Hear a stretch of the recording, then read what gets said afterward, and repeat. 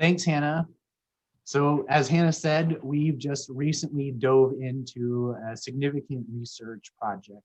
We conducted 26 in-depth interviews. So these interviews lasted over an hour with a very broad stakeholder group, really representative of our ag and forestry, traditional commodities, also really focused on rural and urban perspectives. And also we made sure that we talked to people who were not necessarily an alumni, not necessarily aligned with ag forestry, have not necessarily experienced what ag forestry does.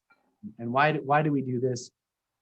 Really, it's that needs assessment that Hannah mentioned and that Rob talked about is, can we really be serving our constituents if we don't understand if we're still meeting the mark with them? And then also a gut check. If we are serving, are we doing it effectively? Are we meeting our mission? Are we still relevant? Those are questions we asked ourselves as we moved into this research project. And the first question that we asked of all of our participants is, what's keeping you up at night? What is that reality that your organization faces today? And resoundingly, overwhelmingly, our stakeholders said that polarization plagues what they do, both professionally and personally. I saw a hand raised on the video, a sign of agreement that polarization is a significant challenge that we all face. And really, I think it was 18 people out of 26 that said that, and most of those people, that was the first word without hesitation that they uttered was polarization, a significant challenge facing us all. So a comment that highlights that was from Dave Headland of class 7, and he says, if you can't see the middle line from where you're standing, you're too far out. And he also said, we've got people standing out in the weeds on both sides, off the shoulder and shouting at each other, and that's just not good governance.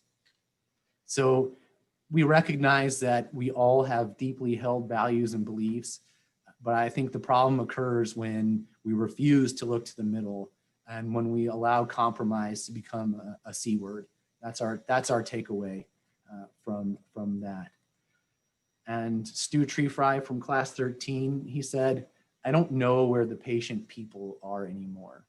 And where are the patient people who can sit back and reserve judgment? Do they have the patience to do the messy work of finding the middle, the messy work of finding common ground?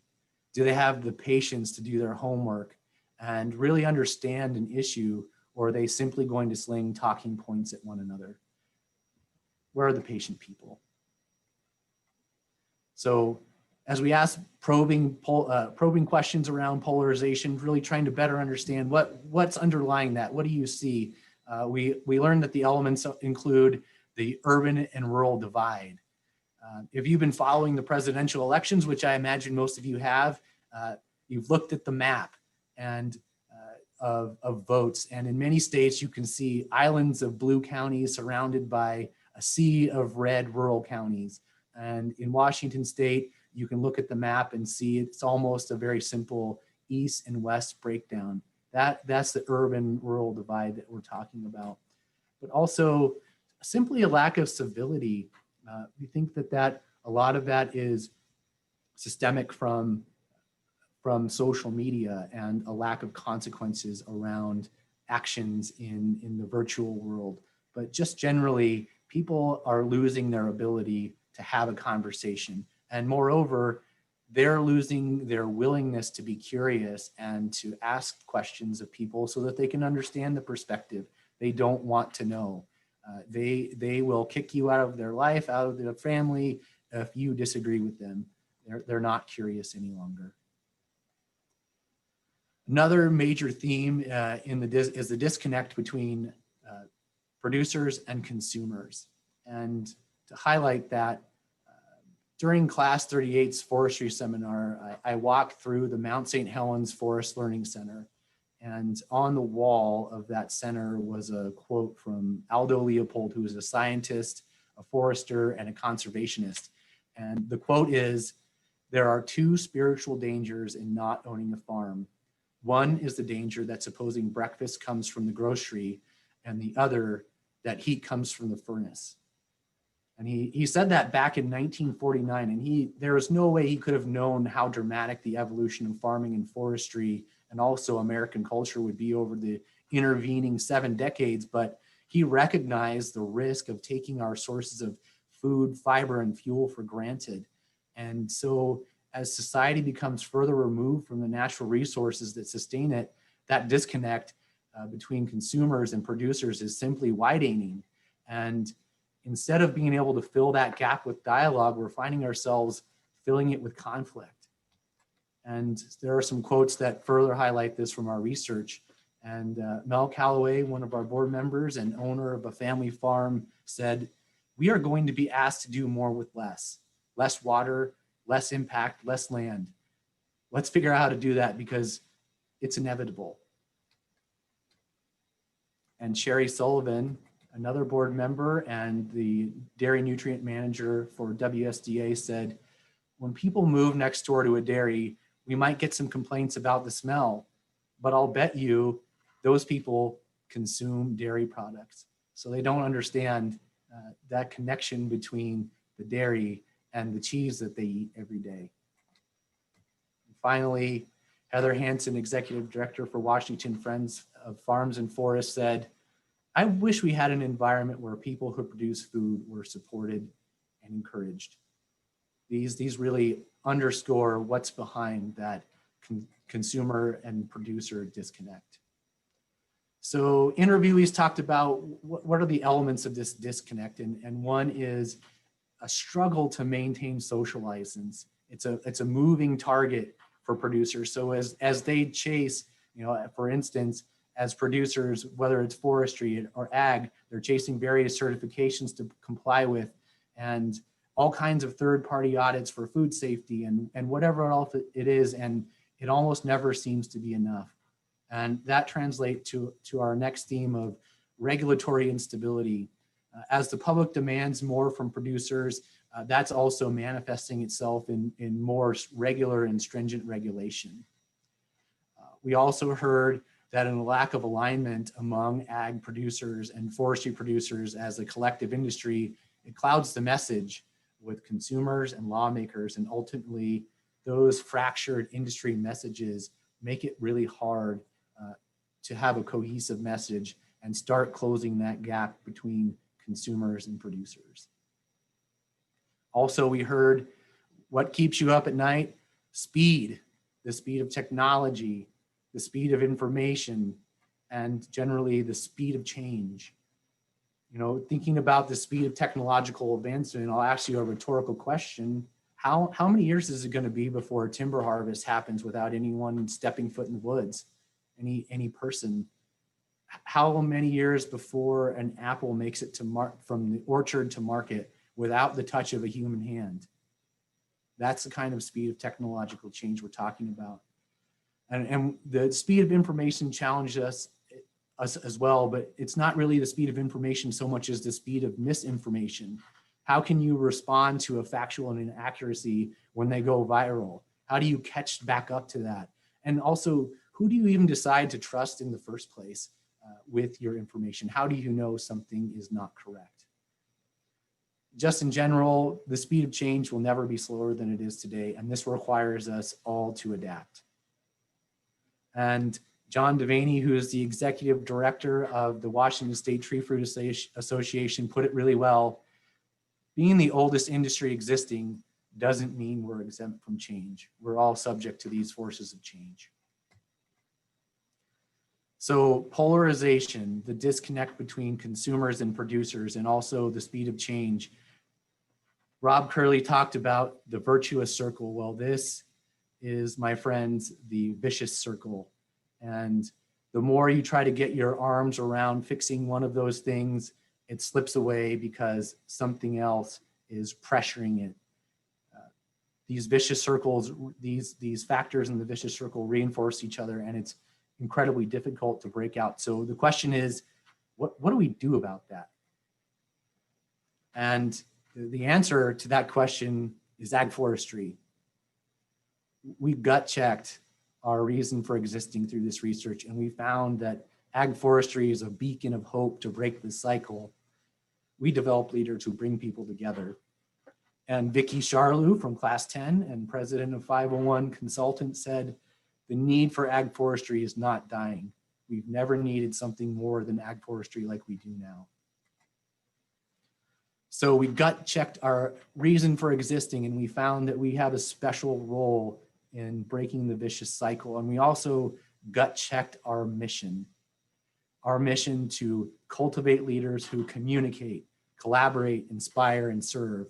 And we did that by asking a follow-up question. So we asked, what keeps you up at night? And people described this landscape of polarization and disconnect between producers and consumers and the rapid change that we all see. And so our follow-up question is, okay, you described this fairly bleak scenario. What is required of leaders in this environment? And we wanted to understand if that was people who communicate, collaborate, inspire, and serve. And we heard music to our ears in the response to this question. And we heard stories about great communicators. We heard great communicators are active listeners. They ask questions. They listen to identify common ground and values. They listen to understand and not to respond. They listen to what's being said. Great leaders do their homework. They stay curious. They make sure they understand the issues and the details, and then they can articulate those and communicate them with accuracy and credibility. And great leaders are simplifiers. So not only do they do the homework, but they can translate that maybe technical issue into in layman's terms. And when the information is tough, and they can simplify that information, and they can simplify processes, and they can articulate a simple vision that allows people to connect. Great leaders are calm. They can bring calm to a difficult conversation. They're persistent in asking questions and seeking judgments. And they always look to make good decisions and judgments. And finally, great leaders create vision. They listen to each other. They gather information. They learn the stories. They learn the facts. They understand the passions, and they're able to put it together and package that into a shared vision that people understand. So we heard about people who communicate. We also heard about the collaborators, the people collectors, the people that build and maintain relationships. They can connect the dots between people and initiatives, and they're always listening to people's passion and problems, and they can help them find people who can help them solve their problems. They empower, they mentor, and they support others. They have open minds and open eyes. Effective leaders have their eyes wide open and to what's going on around them. They're aware of the situation, the people, and the possibilities. Their minds are open to those possibilities, to new ideas, to new people, and taking a new direction when needed. They're long-range thinkers. They're not focused just on today or themselves, but they're always looking to the next step, the next cycle, the next generation. And that's what ag and forestry does so well. They're mindful of the consequences, impacts, and stakeholders. They're transparent, they're authentic, and they work in a way that's easy for others to see. They're open to questions and input from others. And they're also emotionally intelligent, which is to say they're self-aware. They can manage themselves. They understand what's going on socially, and they can manage relationships accordingly. Great leaders communicate, collaborate, inspire. They inspire, they're hungry for a challenge. But that means they're also coachable, and they have a growth mindset, and they're curious, and they're solutions oriented. They see the possibilities. They practice outsight. So they look at other unrelated activities and they say, hey, I think that's applicable to what we're trying to do. They have confidence and creativity. They display resilience and optimism. They have emotional intelligence and grit, and they are adaptable. They're credible. Good leaders are credible when their vision and values, and they're passionate and driven, and they're committed to what they're doing. Finally, we heard from these interviews that great leaders serve. We heard that from Rob today. They're the conveners. They don't have to be the center of attention or the front man. They're always looking to serve through connecting others, building bridges, and bringing people together. They're strategic about that. They can triage, they can see the big picture and make sure that the ship is headed in the right direction, but they know what activity they need to do first to make sure that happens. They're customer service focused. They see every interaction as an opportunity to serve, empower, teach, and provide value. We heard that from Rob also today. Humility, they can admit their faults and mistakes, and they seek common ground. And finally, they really form symbiotic relationships. They're willing to complement others' skills, strengths, and resources. They're adept at building mutually beneficial relationships, partnerships, and collaboration. Jamie Pinkham kind of summed up what it means to communicate, collaborate, inspire, and serve, and to try to transcend that polarization when he said, ag forestry is what really helped me in launching my role as a bridge builder. So the only way to reverse a vicious circle is the virtuous circle. We have leaders from across our state who communicate, collaborate, inspire, and serve. So we know we're doing the right things. Our research confirmed that we have a special role in our state to bring together people for the common good and to equip leaders to do that now and in the future. And we confirm that our mission is relevant. The kind of leaders, the ones who communicate, collaborate, inspire, and serve, are the ones that we need most. But we also confirm some challenges with our business model. And as the pressure to do more with less increases, our need to adapt also increases. Faster and faster, we have to adapt. So what does that look like in agriculture? Well, agriculture and forestry organizations have two options at this point. They get to grow bigger to be more efficient, or they have a niche play. Maybe they have specialty vegetables, or they are growing organic, or whatever that looks like. And many of these niche players are reliant more and more on off-farm income to make their dream of farming work. And so that has created a barbell. Ag forestry was built with the idea that the barbell would always be pretty thick, a lot of mid-sized producers, and that is no longer the case.